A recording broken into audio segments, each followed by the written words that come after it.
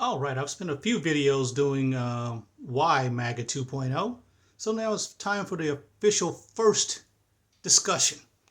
And so we're going to focus on Charlie Kirk and Martin Luther King. Martin Luther King, as you know, was someone murdered in their 30s for their opinions, actually. Now, Charlie Kirk, of course, a lot of people on the left didn't know about. A lot of black people didn't know anything about. And so when people said, well, who the hell is this guy and what's the big deal? What happened? They were just like, oh, watch this. And it was him talking about Martin Luther King and civil rights and so on and so forth. So it was basically, hey, who was Charlie Kirk? Oh, just some racist white guy who hated black people. Oh, okay. Fuck him. And that's what happened. Whole internet, you can see spiteful, hateful memes about Charlie Kirk being dead that are equal to George Floyd's being dead. So there's no let up in the competition to the race to the bottom and what everybody's being willing to do to show that one side can be more depraved than the other. But this video very quickly will start with the basics, which is with SNAP being stopped, death of Charlie Kirk and his addressing to Martin Luther King, and the right's general feeling that, okay, slavery happened, but you benefited from it, as if black people weren't brought here for their skills. Two, that black people fought for SNAP and welfare and things like that. You can't have it both ways. You can't be celebrating Doge and watching all those black people being packed up and put out of work and then being like, oh yeah, and we couldn't SNAP because of course all the black people sit around and just receive a check and won't work. Well, where are they going to go work? Well, we'll find something for them to do. Well, they had found something for them to fucking do, and you're celebrating that being cut off. Black people have always dealt with not willing to work, but have all the jobs. So if they work, that's opportunity, and that's stolen opportunity from you. So that's DEI. And then if they're out of work, then of course they're sitting around mooching off of the American taxpayer.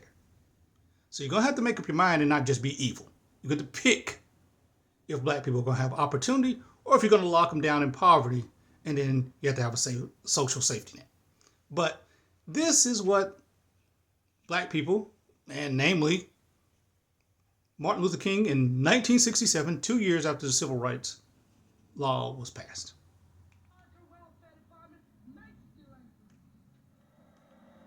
There is an evil system around. Martin Luther King believes that welfare is part of that system, damaging to black and white alike. Will not get right until this evil system is removed, because as I have listened and as I've looked and as I've lived in the ghetto, I've seen what this evil system has done to my brothers and my sisters. I've seen how it has left little children with clouds of inferiority formed in their little mental sky. I've seen how this evil system has transformed nice, decent young women into prostitutes. I've seen how this system has transformed nice, decent young men into dope addicts trying to escape the ugliness of their daily life.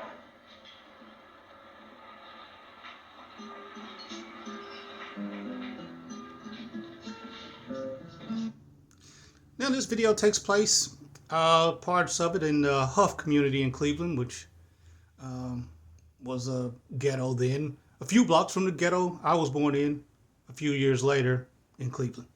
So this is him predicting the outcomes for the life of me and many others prior to our births because of this evil system. This system that Republicans have railed against and Democrats have championed at times. But a lot of what Trump is offering right now was done 30-something years ago because Bill Clinton did it. He did welfare to work, Welfare should be a hand up, not a handout.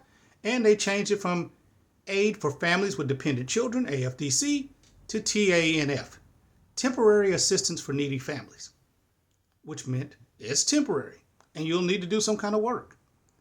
But right now, what you're trying to turn it into is slavery. We're going to block out opportunity so you won't have any good paying jobs. We're getting rid of that. Doge and all of that shit, right? You won't be able to work. But you'll need to work when we push you off your job and onto the social safety net. So that's where the malice is coming from. Because if black people get jobs, it's seen as opportunity. And you don't want black people to have opportunity. And then you push them over into the corner, off the jobs, out of the colleges, out of opportunity, and then you complain about that. They're not just going to disappear. It's 40 million people. You're just going to have civil unrest. And you're not going to be able to enjoy the America you're trying to make. And people like Michael Moore have realized that. Martin Luther King was not killed as a black leader. Martin Luther King was killed on his way for a people's march, for a union in Memphis. Because even he caught on to, this is a multiracial movement. And people like Michael Moore, who are just like, hey, my Rust Belt town and my white suburb is drying up, realizes that the black community is the linchpin to how America works. You pass civil rights, you pass affirmative action, and then every other tech CEO is a white woman. Every other college student is Asian. But it takes black people getting beat in the heads and chased by dogs and burned up by the Ku Klux Klan for everybody to go ahead and leapfrog black people in opportunity. And when you get rid of the rights and you rally everybody against black people, then all of a sudden, everybody's getting laid off. Everybody's getting fired. The racism and anti-Semitism comes up against everybody because you've lost your moral base. If you can't feel empathy for people going through police brutality, nothing else is going to work. If you don't feel empathy for people who survived slavery, nothing else is going to work. The Jews are finding that out the hard way. The Indians are finding that out the hard way. The Africans are finding that out the hard way. The Caribbeans and the Latinos are finding that out the hard way. We tried to tell you, America's black and white. And by white, we mean white. Not the people who support Trump because they want to be white. We mean white. We mean the people that were sitting at the table at the inauguration. The rest of y'all are finding out right now you're not white. That's what he just told Laura Ingraham the other day. Said, okay, we need these visas. Now, Vivek and Musk disappeared 6 months ago because they said, hey, America doesn't have any talented workers. You know, all of this firing, getting rid of DEI, firing all the black people was supposed to free up opportunities for you. And they got kicked to the curb because they said, no, white people don't have any talent and they don't want to work. And then Trump just said that. And she's like, well, no, there's talented people here. And he said, no, not. Because he keeps saying things to your face. And you keep supporting him anyway. Smart people don't vote for me. How dumb is Iowa? He can just keep telling you to your face. And you think you're spiting me by supporting somebody that hates you. You're not. I'm laughing at you. I've created MAGA 2.0 to save the people who really thought that word he found, that old-timey word that he hadn't heard in a half a century because he doesn't buy groceries. He said groceries. It caught on. So he used it. And people voted for him, thinking that he would do something about groceries. And he forgot all about the word when he was elected. And it took the election of Mamdani for him to be like, we got to do some things about that. I thought I was doing that when they were seeing these buildings raided and attacking these black mayors and rounding up all these Latinos. I thought that was going to be enough for them while we support the oligarchy. But some of the people actually voted not because they loved Nick Fuentes, but because they thought prices were coming down. And for those people, we got a new home, and it won't be with the dumbass Democrats and their idiocy. This is a real movement to get rid of the actual establishment. Trump has no real reason to get rid of the establishment. He's benefited from it his entire life. He's a silver spoon baby who's only known the benefits of the establishment. So we are forming a real movement to make America great again. So get out of MAGA, get out of the Democratic Party, and let's get together and do something for real.